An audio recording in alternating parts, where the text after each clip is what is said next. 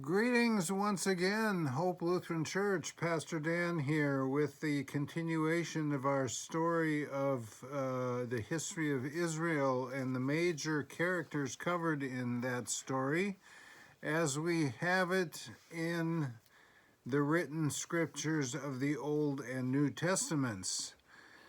It's been a while, so I'm sorry I have not been able to get back to this as early as I had hoped, but we can continue now. And I want to start where we left off. My recollection, and my memory is not always what it used to be, but my recollection is that in our last lecture, we left off at the point when Jacob fled his homeland for fear that his brother Esau was going to kill him.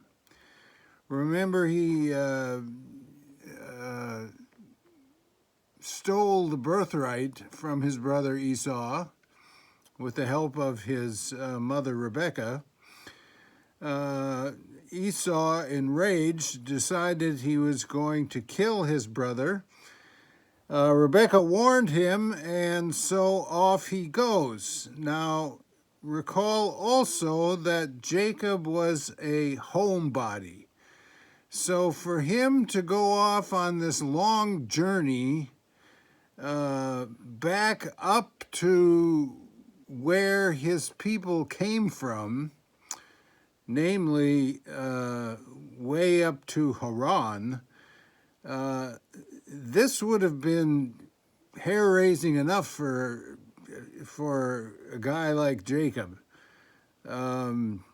without worrying about whether or not his brother was going to catch up to him and do him in. So this is really the first major challenge for Jacob.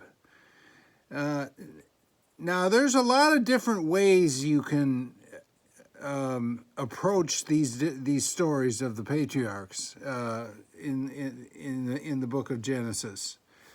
What I'm doing is approaching them from the point of view of how each of the patriarchs develops into a mature person of faith. They don't start out that way. And they fail many times. The Bible is a book that is very honest about human nature. It does not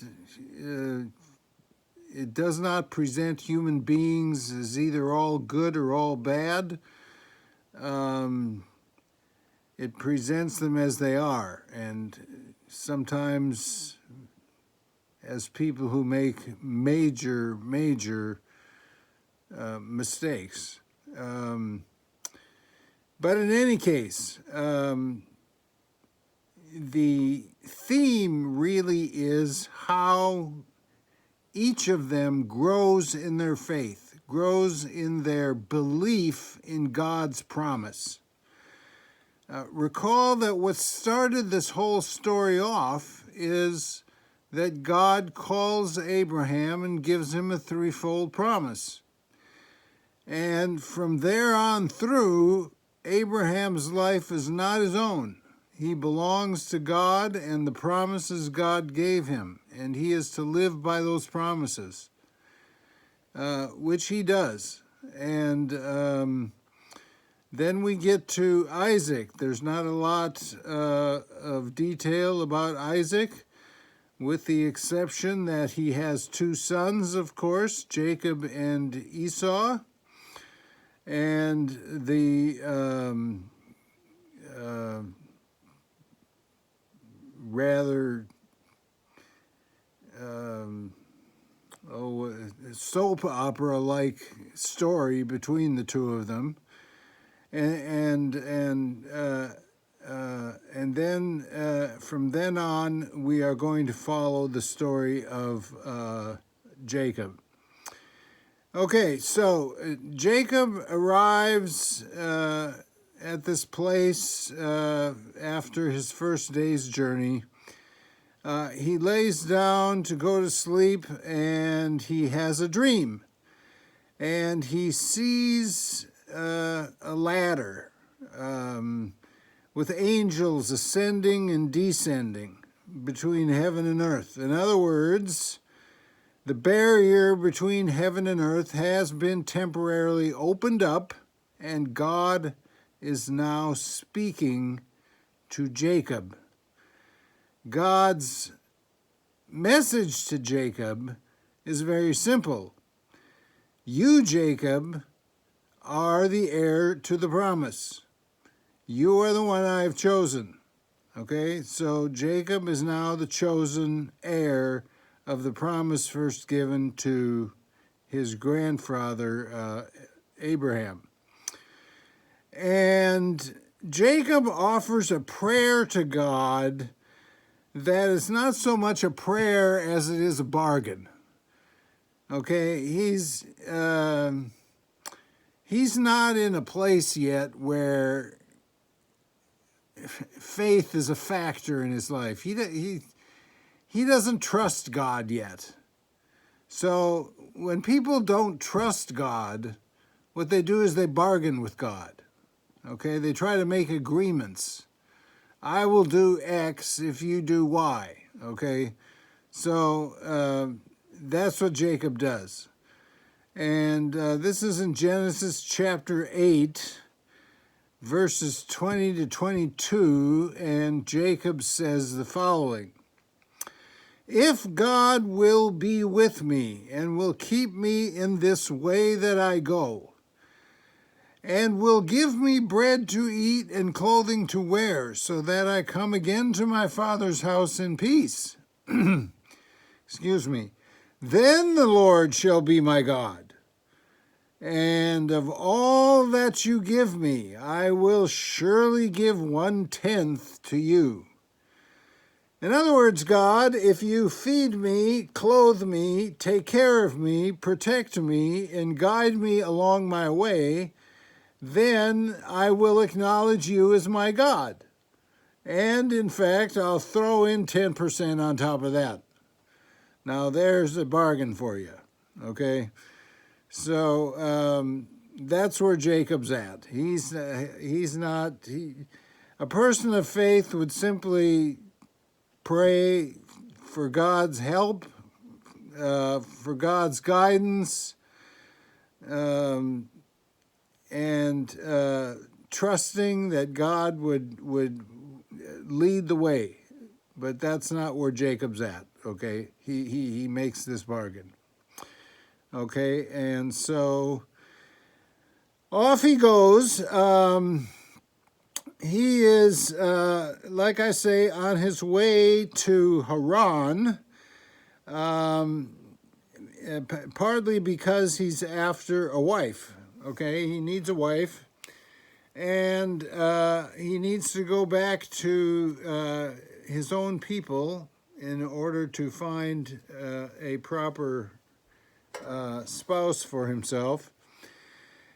And he ends up in a public place. The public place back in those days was the public well. That's where people brought their sheep and their goats and their other livestock in order to receive the water that they needed. And that's where Jacob would have, if there was a relative nearby, that he might run into, that would be the place where it would be. So Jacob goes to the public well, and there he inquires after his uncle Laban. And sure enough, the people there know of Laban. Laban is doing just fine. He's got 2 daughters, Rachel and Leah, and they're doing just fine. And it just so happens that just then, along comes Rachel with her father's flocks to take them to the public well for watering. And when Jacob sees Rachel, things begin to change in him for the first time in his life. Okay? The text says there was a stone in front of the well. Very large stone, very difficult for a person to move. You would have to expend a great deal of effort, and you'd have to be a strong person. Jacob, however, has the motivation, because after seeing Rachel, he almost immediately falls in love with her. So he removes the rock so that the livestock can get the water that they need, and greets his relative Rachel, and tells her to go back to her father Laban and tell him that he's there. And Laban is absolutely delighted to know that Jacob is back, and he runs and he meets him, and they strike up an agreement.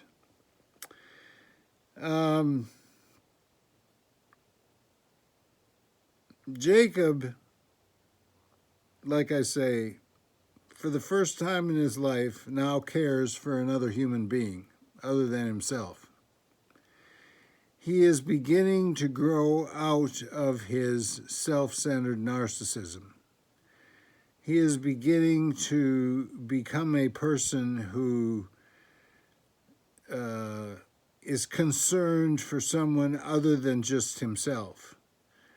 In this case, of course, Rachel. So he makes a deal with Laban. He wants to marry Rachel, and so he makes a deal with Laban. Laban says, "Okay, Jacob, you can marry my daughter Rachel, but first you have to work for me 7 years." And the text says that Jacob was so in love with Rachel that the 7 years flew by as if they were nothing. So much love did he have for her. So, well, actually, Laban had other plans. As time went by, what Laban discovers is that Jacob is in fact a very talented farmer and keeper of livestock. And he makes him a wealthier person in terms of the way he is able to care for the livestock, and he is someone that he doesn't, he wants to keep him on as someone who works for him. So when the 7 years is up, and Jacob turns to Laban and says, "Okay, I've worked 7 years now. I want my wife, Rachel." Laban says, "Okay, that was the agreement. That's the way we'll do it." So Jacob goes into the person he believes is Rachel. This woman is wearing a veil, so he can't see her face. But who he's really going into is Rachel's sister Leah. And he consummates the marriage, but it's a marriage between himself and Leah, not himself and Rachel.